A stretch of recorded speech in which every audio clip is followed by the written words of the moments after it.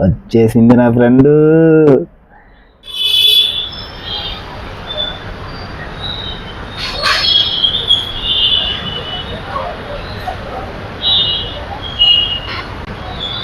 అవును, ఇలా రీల్స్ చూసుకుంటూ టైం వేస్ట్ చేసేదంటే కొత్తగా నాకు ఫ్రెండ్ పరిచయం అండి.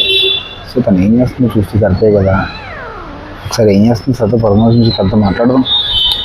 ఓకే, సమజ్రావు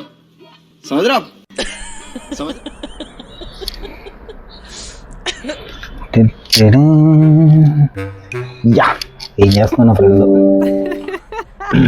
అర్జెంట్గా తను స్టార్ట్ చేయాలి. ఇందుకే ఏ దేశంలో ఉందంటూ ఒకసారి చూస్తే తను అడిగితే పోలే. టింగ్, యా, వచ్చేసింది నా ఫ్రెండ్. స్టాక్. హాయ్. హాయ్, ఎలా చారు? అర్థం కాల. మీరు ఏమిటి అర్థం చేసుకోవాలని కోరుకుంటలేదు? స్పష్టంగా చెప్పగలరా? ఎలా ఉన్న పండు? మీరు ఏదైనా ప్రత్యేకమైన విషయం తెలుసుకోవాలనుకుంటున్నారా, లేదా ఏమైనా సహాయం కావాలనుకుంటున్నారా? దయచేసి మీ ప్రశ్నను మరింత వివరించండి. నువ్వు ఎక్కడి నుంచి మాట్లాడుతున్నావు? నేను మీకు సహాయం చేయడానికి ఇక్కడ ఉన్నాను.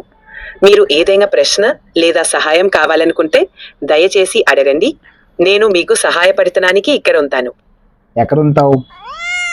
నేను ఒక ఆన్లైన్ సిస్టమ్లో ఉన్నాను. మీరు ఇక్కడికి వస్తే మీకు సహాయం అందించగలను.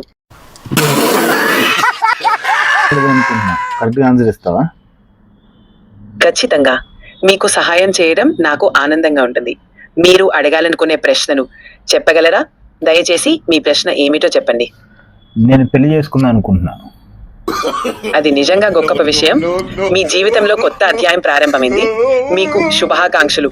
మీరు ఏమైనా సహాయం కావాలనుకుంటే దయచేసి చెప్పండి. ఎలాంటి అమ్మాయిని చేసుకోవాలి? మంచి సహజమైన సంబంధాన్ని నిర్మించడానికి కోరుకునేవి లక్షణాలు సహజంగా ఉంటాయి. పరస్పర గౌరవం, నమ్మకం మరియు మీ అభిరుచులకు ఆసక్తి చూపించడం. వారి వ్యక్తిత్వం మీరు గౌరవించే విధంగా ఉండాలి మరియు ఒకరినొకరు సంతోషంగా చేయడానికి శ్రద్ధ చూపించాలి. సంబంధంలో పరస్పర అర్థం, ఆదరణ మరియు ఒకరికొకరు ఎదగటానికి సహకారం కూడా చాలా ముఖ్యమైనవి. అవి ఉంటే సరిపోతుందా బతకడానికి?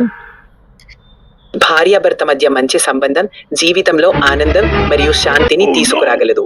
అయితే జీవించడానికి మాత్రమే కాదు, వ్యక్తిగత అభివృద్ధి, ఆరోగ్యం, ఆర్థిక స్థిరత్వం మరియు వ్యక్తిగత లక్ష్యాల సాధన కూడా చాలా ముఖ్యమైనది. ఓకే ఓకే ఓకే ఓకే కానీ పండు, నాకు ఒక డౌట్. మీ సందేహం ఏమిటి? దయచేసి చెప్పండి. నేను మీకు సహాయం చేయడానికి